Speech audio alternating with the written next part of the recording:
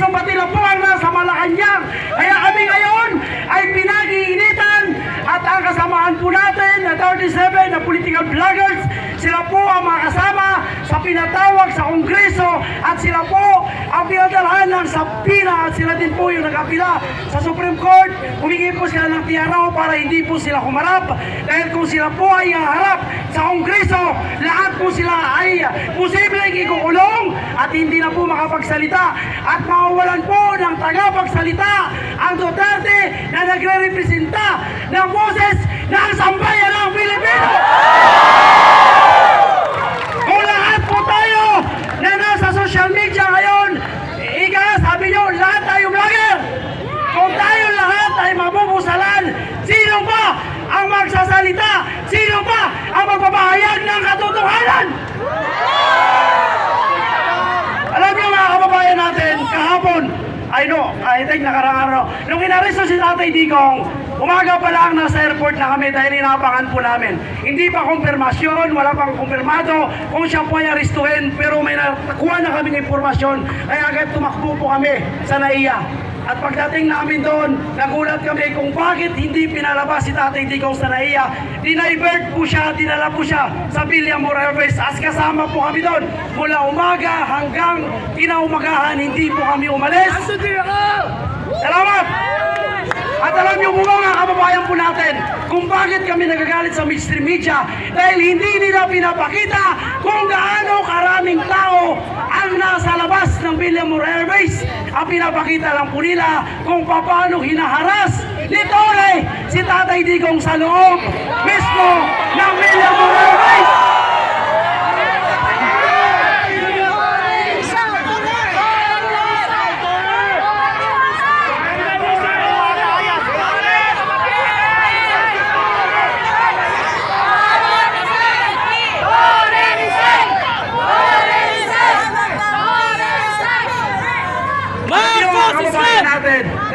Alam natin na illegal po ang kanilang ginagawa.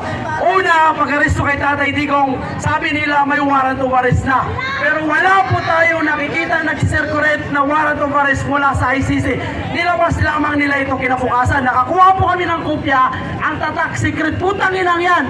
Sinsya na, pero kailangan natin magmura para ilabas ang tunay na galit na tao. Galit na po ba kayo? Pwede ba natin ituloy-tuloy yung ganitong klaseng kaganapan hanggat hindi mo na babalik sa bansa natin na Pilipinas nating mahal, si Tatay Digong?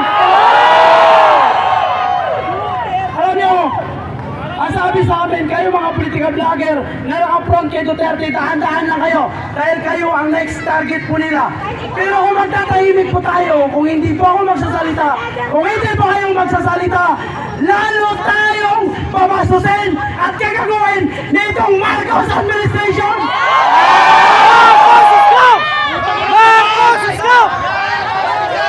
Marcos, go!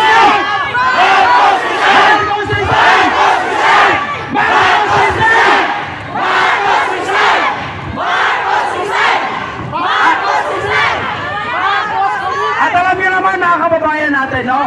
Inuna nila si Tatay Digong at ngayon may nakapinding pa na impeachment para kay Vice President Sara. At ang ginawa nila kay Tatay Digong, alam naman natin kung sinong isusunod. Yung kanyang mga kaalyado at susunod dito ay si Vice President Sara o baka mauna pa si Vice President Sara. Pabayag po ba tayo na may impeach? Dating Presidente! Kaya magtulungan po tayo mga kababayan po natin. Hindi pwedeng humantong na lang sa ganito ang ginagawa ng Marcos administration. Magtulungan po tayo. Kaya sa mga kababayan po natin na nanonood ngayon, diyan sa lahat ng mga kapwa ko vlogger, social media influencer, content creator, ano pa ang inaantay nyo? Lumabas na kayo! Ipakita nyo ang inyong tapang at hindi tayo papayag na tayo po ay kinokontrol ng mga dayuhan. Yan po ang isa sa pinaglaban sa atin ni Tatay Digong. Hindi po tayo pro-China, hindi po tayo pro-Amerika, tayo po ay pro-Pilipino. Kaya hindi po tayo papayag na kontrahin ang ICC! Duterte!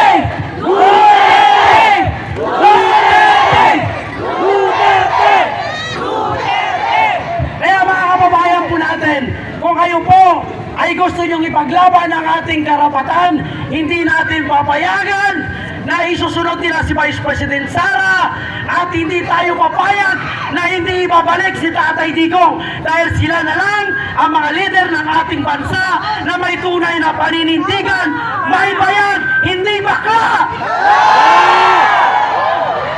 Oh, hindi bangat! Hindi bangat! Hindi bangat! Hindi bangat! Utangin na kasi pagtripan ka, wala kang magagawa. Diba? Ay dito ang ginawa kay Tatay Digong. No? On the spot, kasi nakita niya kung gaano karaming tao ang nagsusuporta. Sa Hong Kong, nakita niya kung gaano karaming OFW ang sumusuporta.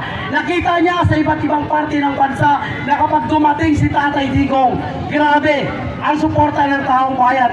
Dahil si Digong lang, si Tatay Digong lang, ang bumaba sa kanyang pwesto na may 90% na pagtitiwala na ibinibigay ang taong bayan. At hindi nila kayang gawin yan. Kaya sa mga taga-Pampanga, hindi po ako taga-Pampanga. Ako po ay from Bulacan, pero ako ay sinadya ko po ito.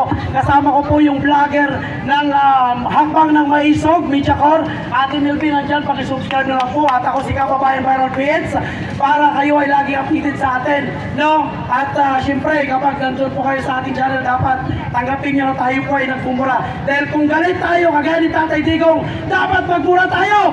Diba? Kaya salamat sa lahat ng mga taga-Pampanga. Mabuhay po kayo!